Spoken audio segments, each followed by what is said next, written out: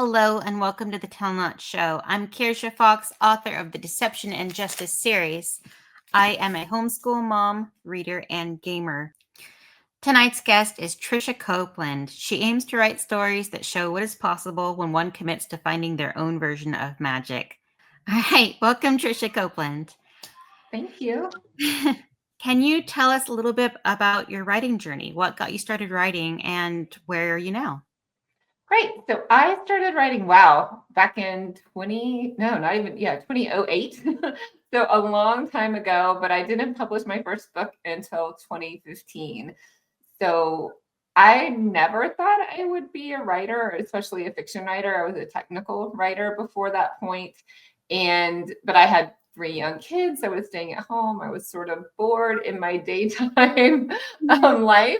And I started thinking about my past, my history, some of the things I experienced. And I started writing my story of when I developed anorexia. But I wrote a fictionalized account of that. So I made up a character, made her sort of me, at the same time period that I dealt with anorexia and what her journey looked like, which mirrored mostly my journey. It was kind of a little more theatrical than my journey, but that's what really got me into writing. That became a 4-book series, and I just loved writing. I loved thinking about the characters, what they would do, what the plot was, the fun dates they would go on, the experiences they would have. And it played like a movie in my head. So I just kept doing it. Yes. I think all of us go through a stage of like these self-insert characters because I think it's like a rite of passage. It's how you begin. It's those first steps, of this character who is you, but better or different or able to choose a different path than what you experienced. And in that way, like writing can be so very therapeutic. I feel like it was. And I mean, I was 40 when I started it, or no, I was a little bit younger than 40 when I started writing. But yeah, I think it helped me look back on that time and grow even more from it, as well as I really wanted to give forward to people that might experience eating disorders or anorexia or other mental health challenges, to give them hope and show, hey, look, here I am 20 years later and I'm fine. So yeah. That's good. That's good. Yeah. I think that is the magic of stories, is to give us that hope, to allow us to see ourselves within others, to feel seen. It's like a mirror that you get to hold up to yourself. Or sometimes just a fun escape. It can be both. Yes, it was both, definitely. All right. So what genres do you write and what drew you to them? Right. So that genre I consider to be a new adult. That's called the Being Me series. So it's set in college. Just graduated from high school, but quickly I jumped into young adult fantasy, which is my favorite genre of choice to read. So I write YA fantasy. I have a dystopian series, but I also have other new adult romances that are completely fictitious, and they are mostly at post-college, 25 to, I would say, I'll say 22 to 30-ish age characters. And those are closed door romances, so fade to black. Yeah. So you write a number of different things then. I hop around when my characters get in intense situations in my fantasy books. And then I think, I'll just write a nice romance where the worst thing that can happen is your boyfriend breaks up with you. That's nice. Yeah. Devastating for the character, of course, but it is nice when that's the only stakes, the real stakes going on. Right. So do you typically begin with like characters, or do you typically start with like a plot when you're starting a new work in progress? Typically characters. I think there was only one book when I was like challenged to write an anthology. It had to be a healing theme. So that one kind of led with the storyline of what am I going to do with the healing theme? But all my other books have been character based. So typically I come up with who the character is, what they are, what their challenge might be, what the world is that kind of helps them highlight that challenge or the quest that they're going to be in, and just keep asking questions for my character to fill in. Yes. Like, what do you want? What motivates you? What could happen? Right. Yes. So what does your writing process look like then? Like from idea to draft? Right. So, like I said, I guess I'll give an example. Like my latest series is the Realm Chronicles series, which is a Fae fantasy series, and the main character is a 15-year-old Fae princess. And I never thought I'd write about fairies. Had no idea that I wanted to write about that. I never thought about writing about fairies, but I saw this image of a fairy girl kind of hunched in the grass of a meadow, and it just really captivated me. I just was staring at it thinking, okay, why she looked anxious or scared? I said, well, why would she be anxious or scared? And so I created these invaders, and then okay, well, why are these creatures invading her Mhm, land, and what is her land, and where is she, and what is her family, and what are going to be her challenges? mhm. And the story just grew around all the answers to these questions. And I wrote a short that was story was supposed to be an anthology too, and the anthology never took off. It was an anthology for fantasy characters with mental health challenges. So I Okay. gave her this anxiety panic disorder and made her a princess. And her four older brothers had died in a prior battle. And so she had to take over as monarch when her father got too old. So having a panic disorder or anxiety was not good because that meant that, it would make it hard for her to lead her kingdom. And so showing her the short story turned into, a couple of years down the road, a full length novel, and then 5 books in that series. Oh my goodness, isn't it funny how that happens? You just start out to write one little story and it just keeps growing and expanding on top of that. Yes, it definitely snowballed. Yes. I like to laugh. I'm like, I am not good at writing short. Like, it's so hard for me to keep the story contained because I'm like, no, there's so much more. It just grows. Yeah, I was writing in another anthology that I have a short like outtake from the Realm Chronicle series, and the lady came back to me. She was like, "Oh my goodness!" She was like, "Can I please help you?" And I was a little bit offended at first because I can write, And but then like when she started coaching me on how to write a short story, she was like, "One main character, one main plot line. You can't have 10 characters in a short story." I'm like, "Oh, okay, yes, thank you. That did help me." Yeah, yeah. Becoming an author, a writer is a humbling experience for sure. I definitely went through that a bit myself when I first wrote my very first manuscript, and oh goodness, did I think like, man, this is the best thing ever. It's going to be a bestseller for sure. And then I gave it to an editor and it was just bleeding red, like metaphorically because it was on the computer, but it was just everything. And I realized, oh, like I do this and I have crutch words and I didn't even know crutch words were a thing. And just you have to take a deep breath and accept the help because if you don't learn from other people, you're not going to grow.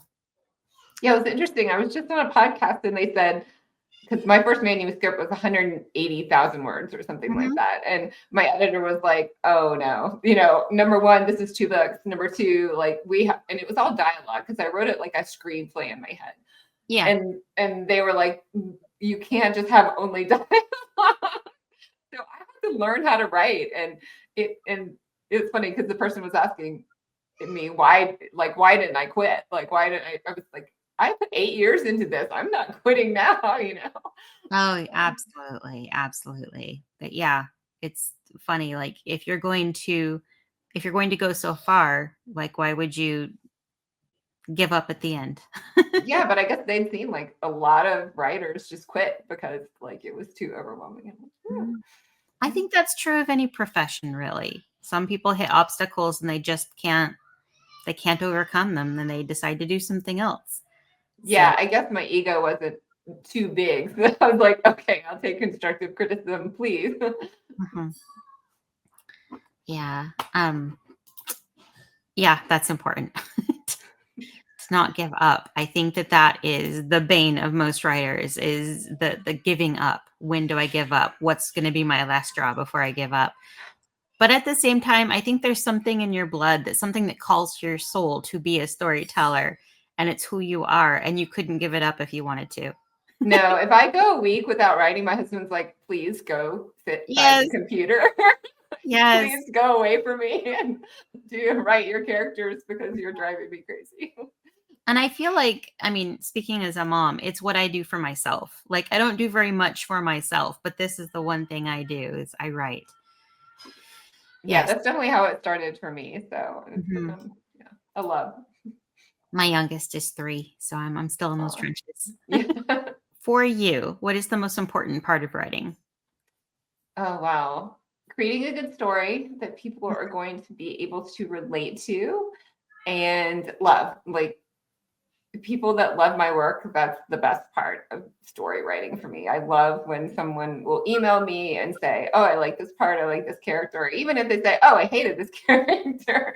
To me, as long as it strikes the chord, it makes them think, it Mhm. makes me feel something, it makes them passionate. Either way, you love it or hate it.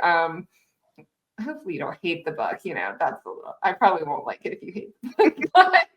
um, Yes, to know you but touched yeah, you did, you made them think and feel. yeah, definitely. That's a wonderful answer. I love that. Do you have a favorite author and what's something that they do well? Oh my goodness, I have so many favorite authors. I'm a big first person point of view person, writer as well as reader. So if I can get in the head and get in the emotion of a character, I really love that. I mean, I loved reading Holly Black's Cruel Prince series. That was my most recent fantasy series that I read.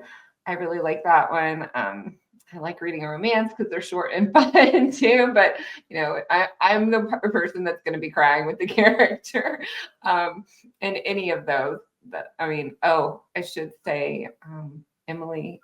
No, what's her name? June. A Million Junes. Emily Henry. She is one of my favorite authors, and I read all of her romances, and I didn't realize she had a YA fantasy. A Million Junes. That is Mhm. like my book of the year. If you haven't read it, I have run. Yes, run. not. Mhm. I do have Cruel Prince. I've picked it up a few times, but like, oh gosh, I think I'm just not in the frame of mind for it. But it's still there. I'll get to it. Yeah, I mean, sometimes I can pick up books and within it, well, and I mostly listen to them, but I can start listening and within a few minutes, maybe like that. I don't feel like that right now. I'll try something else. Mhm. You were talking about how you discovered an author and then like read their whole catalog. You discovered their YA series. And I was thinking that's like one of the best things ever is to discover a new writer that you love, a new author you love. And then you find out they have so many books. And you just Yes, I mean, and you already know you like it. It's like, okay, Mhm. check, please. I'll just take the next one. To become a new auto buy author. Like I don't care what you write, I am buying it. I don't need to read the blurb. You wrote it. It's good enough. Like Definitely. yes. Um those are all very good authors. Well, But and historically, I mean, the fantasy people, Cassandra Clare. I mean, I love I have the an stories. entire self dedicated to Cassandra Clare. I love her so Yes, much. so The way that she masters forbidden love in all the different ways, like it's I can't say enough about her. definitely. Mhm. All right. What's something that you have learned in the writing process, something you didn't know when you started out? I didn't know anything, so I've learned Everything because then. I came from a science background. I was a technical writer. Didn't think I would ever write. And so I've taken so many courses on plot, characters, how to do a hero story. I've taken a screenwriting class. I feel like that really tightened up my plot. I worked with that short story coach, which, thank you. She did an amazing job. Um, I think that was for the anthology Four Names of Fortune that I did the outtake from the Realm Chronicles. So they were amazing. That was super fun to write in that anthology. Yeah, so I feel like I've learned everything. I mean, I was a big reader, so obviously I knew how books were sort of Yeah, structured. yeah. You understand that there's a rhythm, you understand the character arc. No, You no, I don't think I even understood that much. I just knew I liked reading, and so I don't think I even remembered like the creative writing class that I took in high school. Like I had to, go read Save the Cat. Oh, yes. Yes. I've heard a lot about that particular book as being a really great resource for new authors. Um, okay. Was there anything you learned that surprised you? Oh, sorry, surprised me. No. Like you said, I would use just. Like I would have 100 justs in my document. So now every time I will, check for just, and I will have to go through and take 50 out of them still. And now I realize it when I'm writing. So I'm like, oh, don't put just or don't Mhm. put so or those things like that. Yeah. So I Yes. don't know Yes. that how Just is much definitely one of my overused crutch words. It's one of the first ones that I do a search for when I finished a thing just to go through and weed them all out. Oh goodness. Could I go on and on about crutch words? And it's different to each person as well, just the little things that you tend to just pick up. And sometimes I've noticed that it's like character related. Some characters like do things a lot. Um, in particular, like Smiled is the one that comes to mind. There are some characters that are happy and bubbly and they smile and smile and smile and smile and smile. They grin and they smirk and and you want to keep that in. You want to show their body language. But like when I'm reading other like a friend's manuscript, I'm like, you need to take out about one third of these smiles and find a different way to show happiness. Right, yeah. I think there are. I got the emotional thesaurus. I don't know if you've Yes, ever I gotten have that that, but one. I use that a lot. I like going Mhm. like to mix things. I mean, I like keeping, some characters have those habits. Like when they're nervous, they'll run their hands down their pants or, or Mhm. something like that. So I like keeping those little things in. Obviously, you don't want to overdo it, but yeah, I think those characters speak to me about their certain like mannerisms or things like that too. Mhm. But yeah, mixing up dialogue, breaking up dialogue, knowing, how long to make it, how short to make it, all of those things are just, I think, natural iterative processes of working with editors and constantly looking at your craft. Mhm. Yeah, the emotional thesaurus is a really good resource, not because it necessarily tells you what to do, but it gives you ideas for Yeah. things. And then when I decide what my characters like tells are going to be or what their little mannerisms are going to be, I like put that in their blurb where I describe what they look like, what they want, their Mhm. my little character bible. Um, because it's useful to help picture. It's useful for me anyway. Right, for me too. And I like using Word Hippo. I don't know if you used that app before. It's just like a synonyms, antonyms app. So Mhm. there I can say, okay, is this the word I'm really looking for? Is the word like more descriptive to what I'm trying to think of? So Mhm. I like using that tool too. I have heard of it. Yes. There's so much nuance with words. It's so very important to pick the exact precise word that you mean. And oftentimes I'll put in a word and I don't even know that it's not that right. Mhm. Or in my mind, I'm thinking like, I know there's a better word than this. Mhm. Oh goodness, the amount of times I've just stopped and been like, "What is that word? What is that word? It's like this, but it's not it, I think it starts with an H, like just but yeah, um I have ADHD and so sometimes my brain just doesn't word and you're it's file not found, sorry. So sometimes I'll put like some little brackets there and put an approximation so that when I remember that word later, because it'll happen at like bedtime 2 nights later, I'm like, that's the word I was looking for. And I'll come back and type it in. But I use brackets all the time for when like my brain just won't cooperate. That's impressive that you can, yeah, write and keep writing.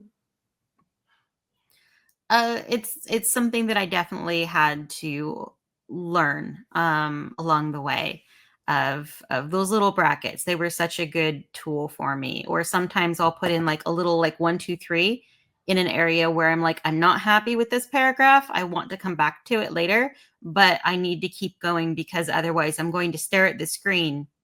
I'm just going to stare at the screen for an hour and not do anything writing. So I'll come back to it. So I'll type in 1, 2, 3, and then later with my search function, I'll type in 1, 2, 3, and it shows me all the areas I need to go through and revamp a little bit better. That's such a good idea. Yeah, it kind of keeps your groove going. It does. It does. I'm not a pantser. I'm very much a plotter.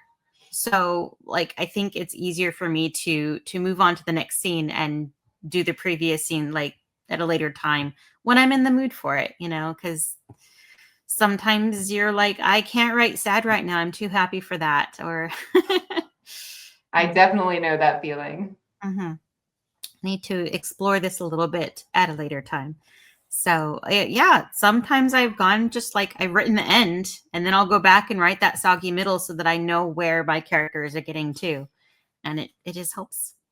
Yeah, I had to do that for one of my novels. I had to write all the ending and then I came back and got them there.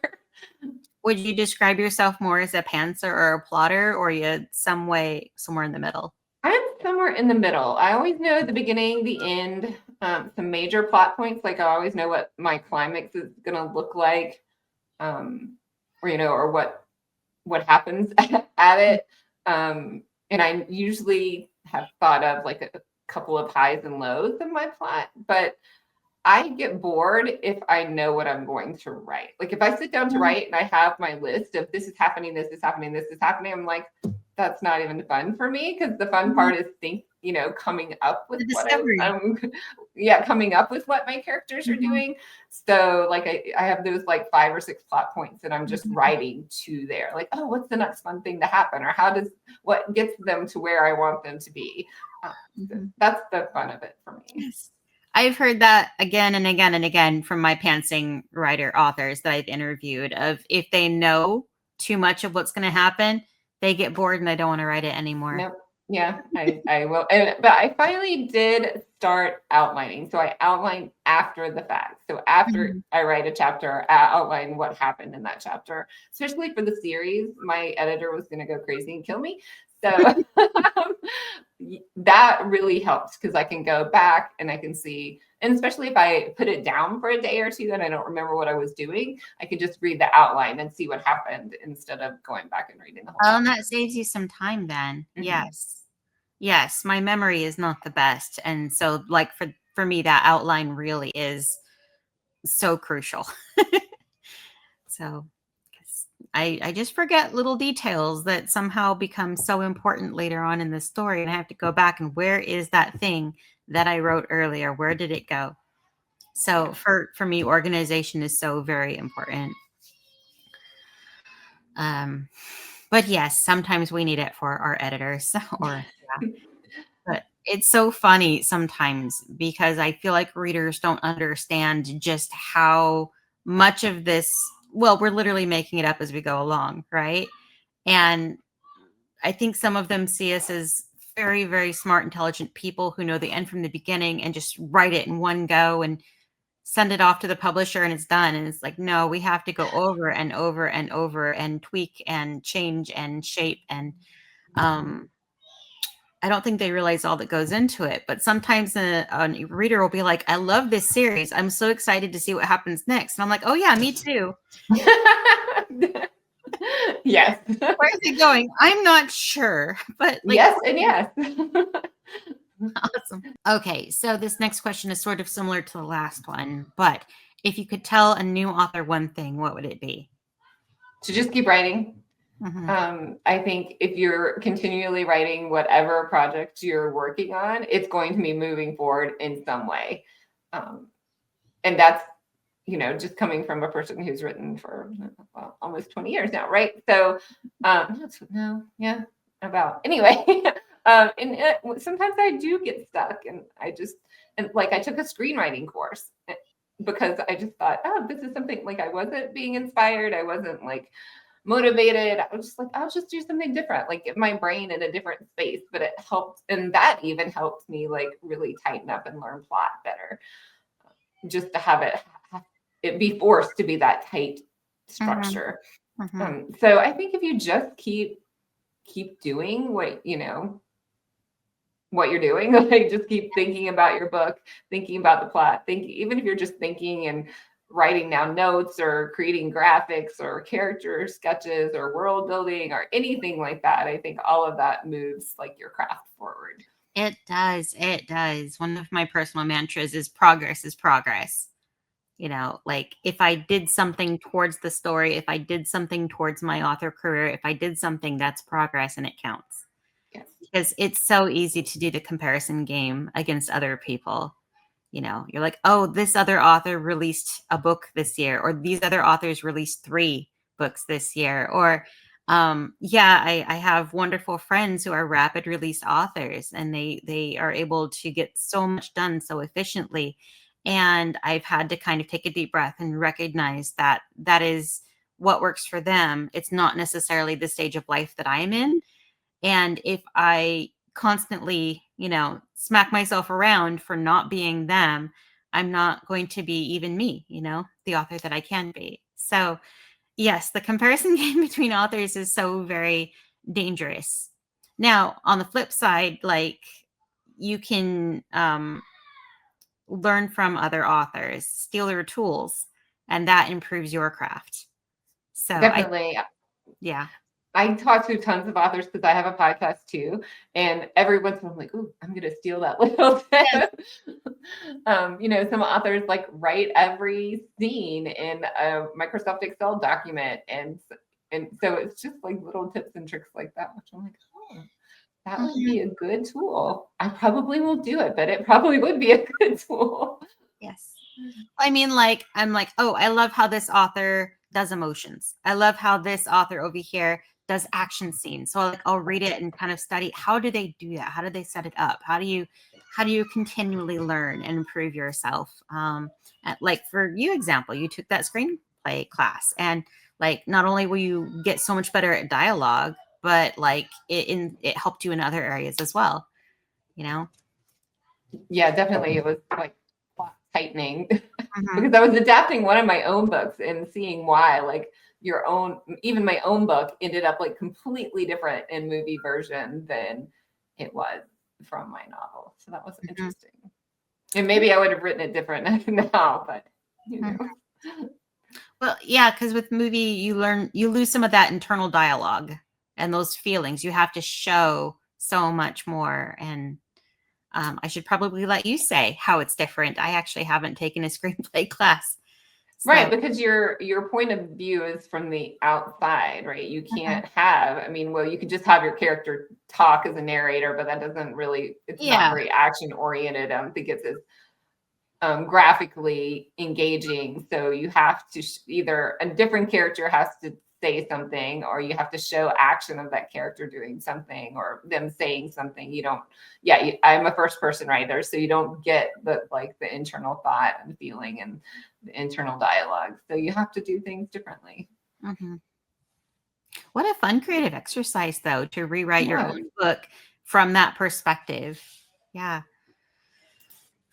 That that sounds like something to definitely like explore if you're feeling like in a bit of a slump.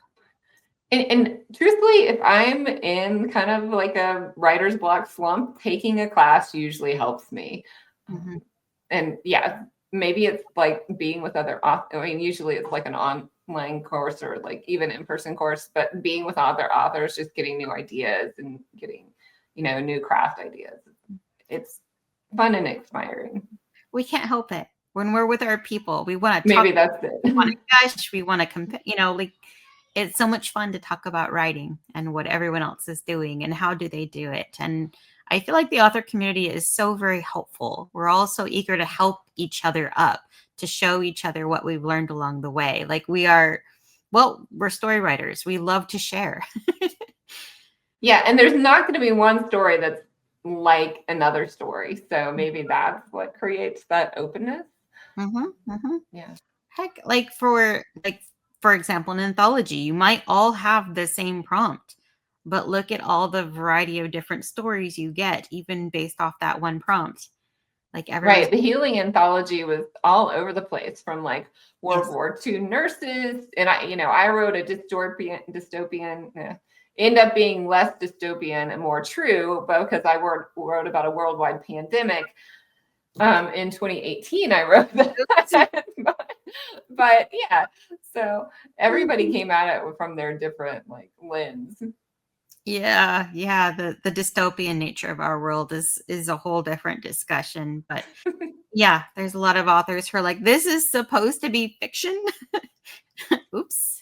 It was very scary because I even had in there that they blamed the Chinese for the virus starting. I was like, this is eerily predictive. I might be psychic. Maybe. Everyone has their own kind of magic, right? Definitely. Yes. All right. How do you make time for writing? As much as I can. In a perfect world, I would write at least an hour every day. Because I have a day job, that's not my full-time job.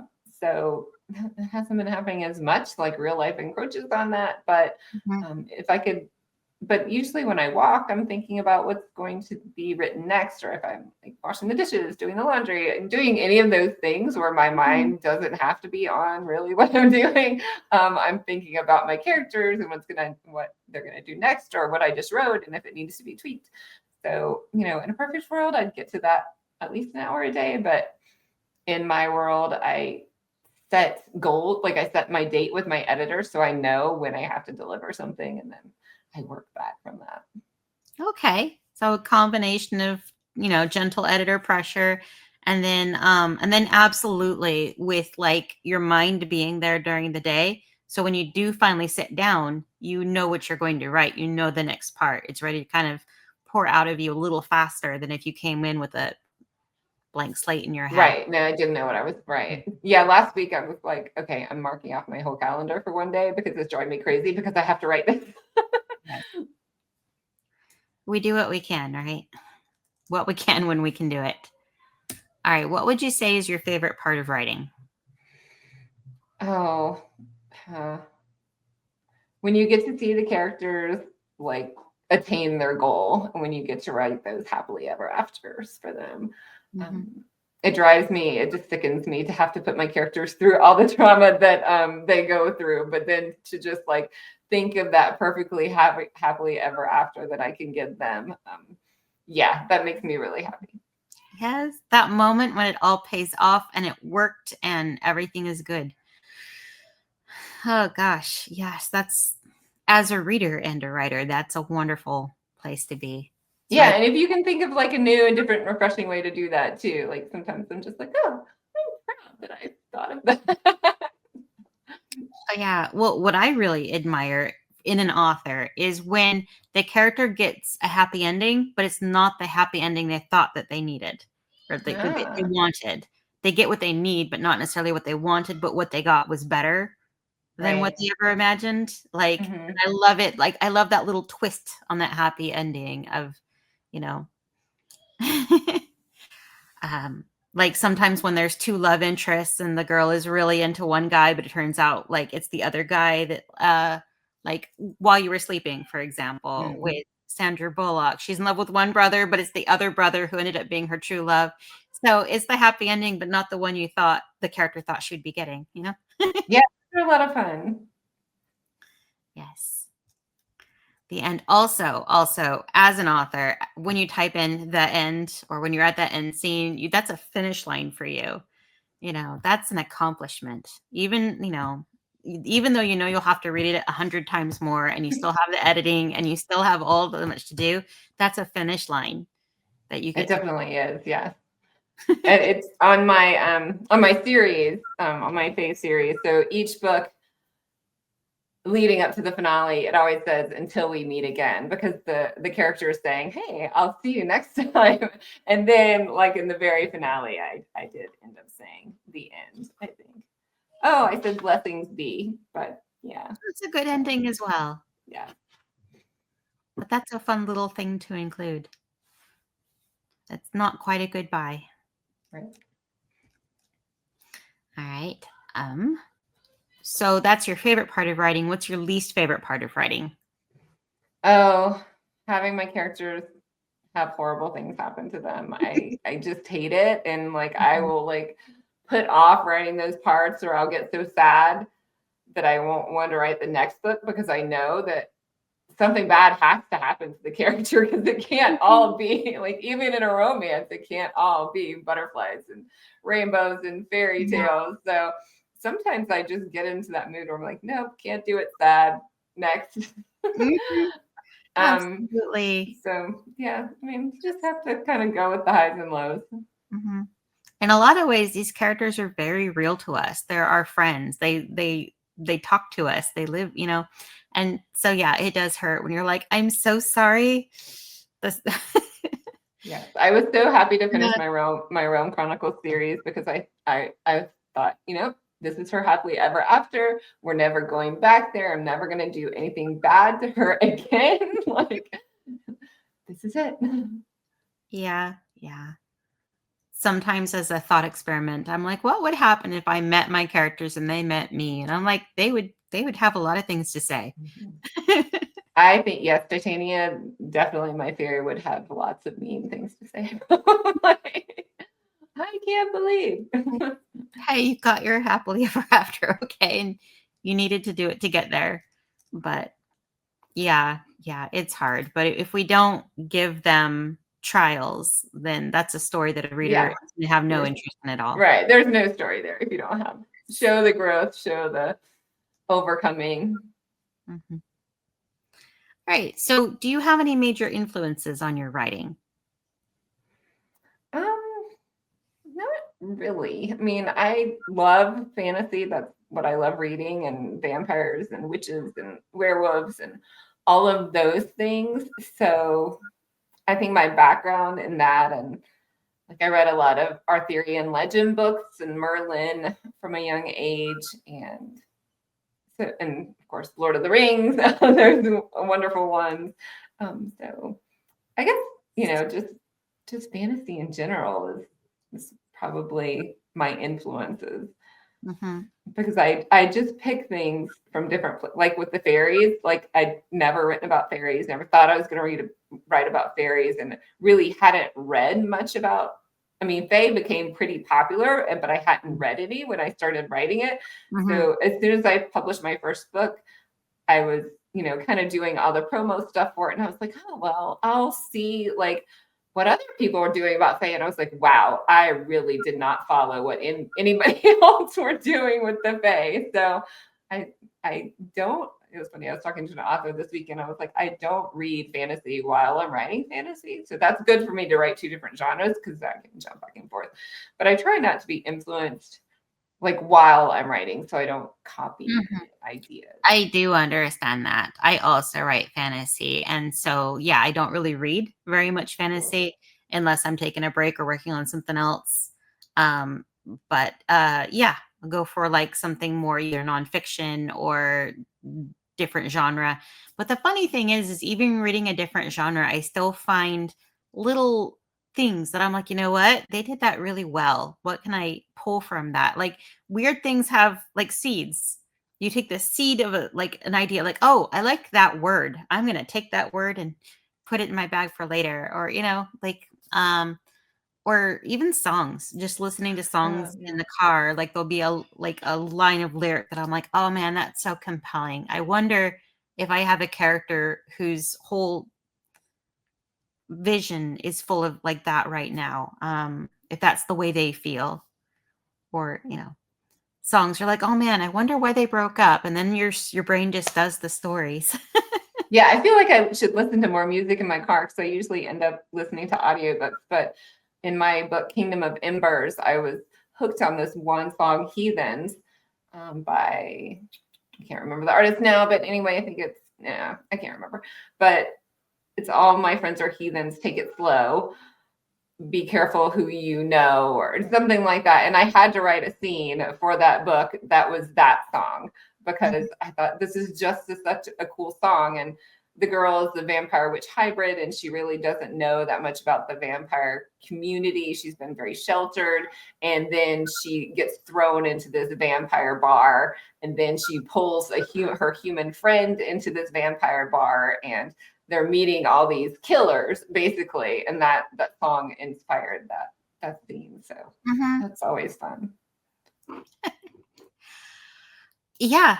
Yeah, I have a character who's one of my favorite characters ever, and he was born from a song. I wanted to capture that vibe within him. So, yeah, I like to say inspiration is everywhere. Definitely. I've met a number of people who like say, "Oh, my friend said a thing and it became a book." Like I based a character off someone I knew once, or my family or this one situation that happened, and every time I try to do that, it goes so far off left field. Like my friend was like, "I want you to write me a romance boost on my romance," and I started writing, and it like was, I mean, it like started with this little thing that was like that person, and then it like went. yes. That's why I like to say seeds. It was the seed, but it's not what actually bloomed. Right. Like what actually came out was so much different. Yeah, it's so fun how it does that, right? It definitely happens. Yeah. All right. What would you say has been your most significant writing victory so far? Oh, yeah, so it would be To Be a Fae. This is the finale to my Realm Chronicles series. And really, the series is a crossover series. So it started with the Kingdom Journal series with Kingdom of Embers. And that was a 4-book series plus a prequel. So basically a 5-book series. And then the Realm Chronicles between a 5-book series, too. So really, like the arc of the antagonist goes throughout the whole 10 books. Like, the main characters are fighting the same antagonist or same villain per se. So having that villain, something happens to that villain Yes. where the villain is no more, was very fun to wrap up these, like, I mean, between them all, like 10 different characters and all their friends and all the people that were like involved, all characters that were involved in that one quest to stop this evil spirit. How fun to pull from the different books and like squish them together and interact even. Yeah. Yes, my witches needed an army, and I was writing that short story about my fairy princess, and finale to the Kingdom Journals, my witches needed an army. And I thought, who's going to help the witches? Who's going to help the witches? And I was like, oh, the fairies could help the witches. So even before, like, I only had the short story about the fairy princess, which was like 30 pages, like nothing. And so even before I put her in that other series, and then I was like, she could have her own series, and I could put this scene in that book, and yeah. It became a whole thing. So the book you just showed, it was To Be a Fairy Queen, was it? So this is To Be a Fae. This is the finale. This series, the Realm Chronicles series, does start with To Be a Fae Queen. That's the first So book. that's the last book in the whole series. It finishes them all up. Okay. Finishes, yes, the two series crossover series. Capstone. Yeah. That's your crown moment where it all comes together, and now your arch is there. It is, yeah. That's a little daunting. At first, I thought, because I finished the book like 6 months before I released it, and then I released it in August a couple months ago. So at first, I was like, "Oh, I don't have to put them in danger." And now I think, "Oh, I miss them. How do I bring them back?" Yeah, that is the hard part about finishing a series, is letting it finish, let it stay finished. I think I haven't finished a series yet. I'll have to let you know when I get there. Well, in the Kingdom Journals, I was sad to finish that series, but I was able to keep those characters alive through the Realm Chronicles series because they work with the fairies. And so I think that was part of my reasoning for creating this new series too, to keep them alive. But now they're just there. So yeah. Yeah, that's probably similar to what I'll end up doing, because I have all these secondary characters who could really use a story. So it's kind of easy to start imagining all the shoot offs that can happen from that one series.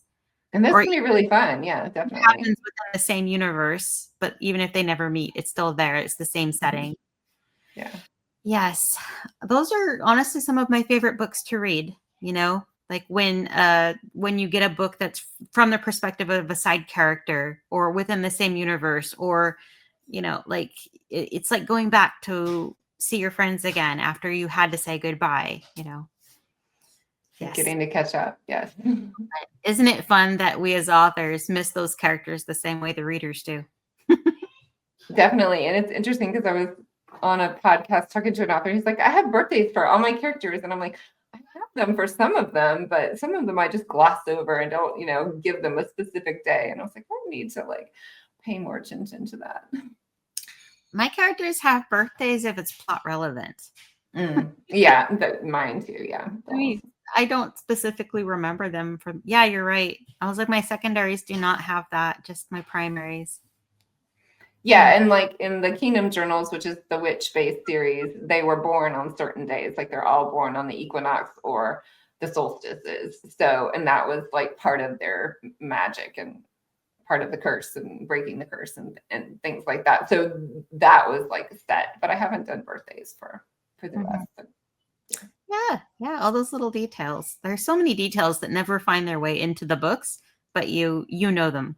Right. You have to know them. It influences the character. It influences their story, even if it never comes up.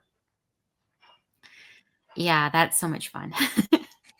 Well, that is a very significant writing victory to have finished that book. So just kudos to you for doing that. That's amazing. Thank you. Yeah, it feels fun. Yeah. And that cover is just gorgeous. I love all the pinks and purples, and just she looks very fey. Thanks. Yeah, she started out as the Ice Queen. And my cover artist did her hair to match her hair that was right, and she gave her wings and all those type of things. So it's very cool. Yeah.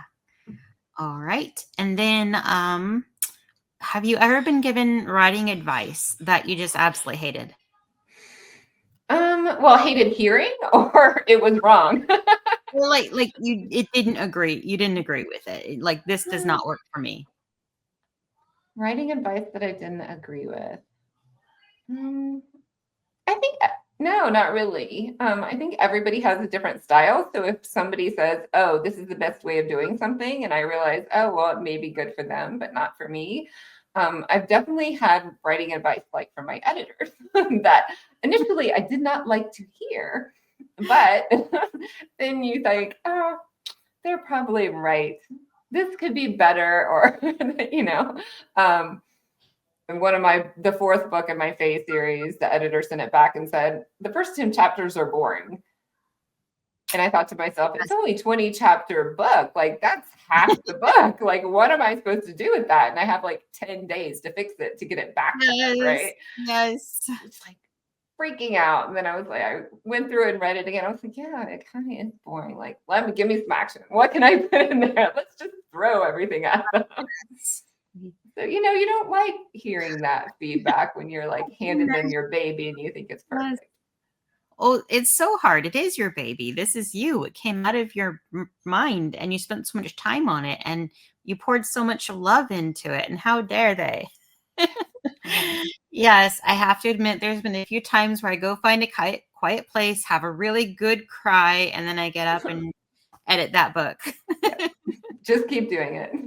Yes, just keep going for sure. Well, thank you so much.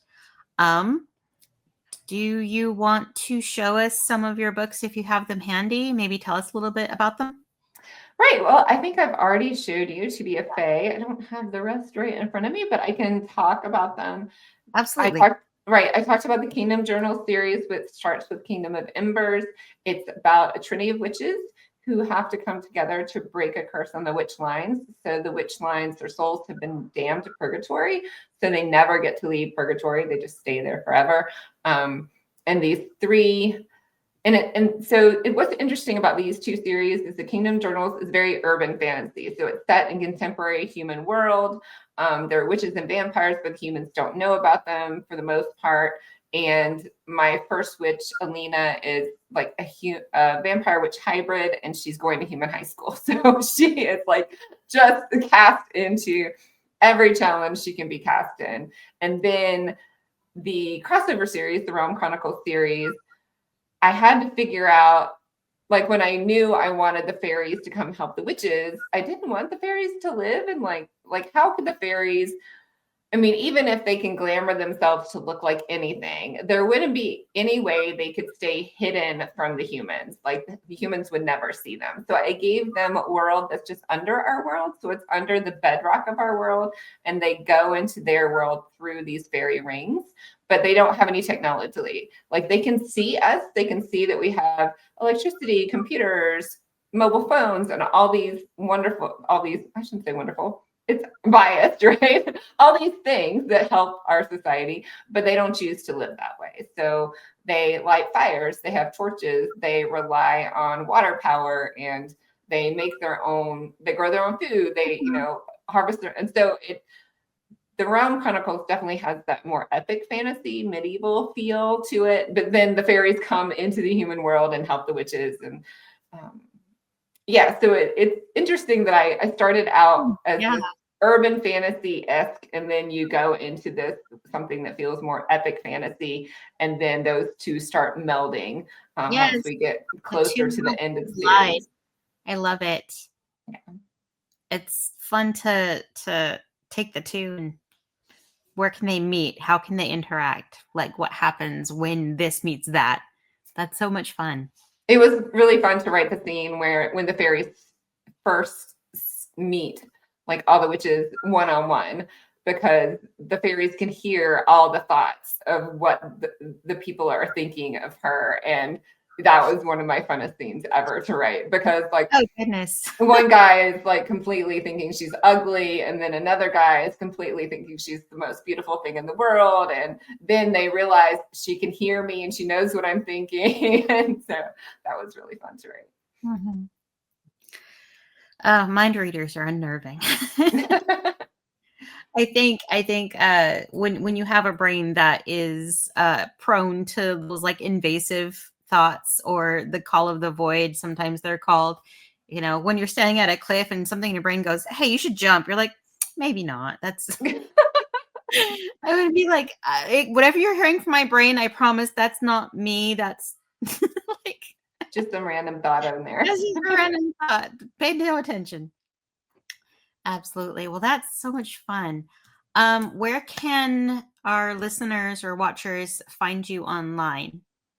So my website is triciacopeland.com, TriciaCopeland.com. If you go there, you can get 2 free short stories. One of them is Titania Rises, which starts the Realm Chronicle series, or it's kind of a free short story start to the Realm Chronicle series. One of them is a free romance, so you can try out my romances.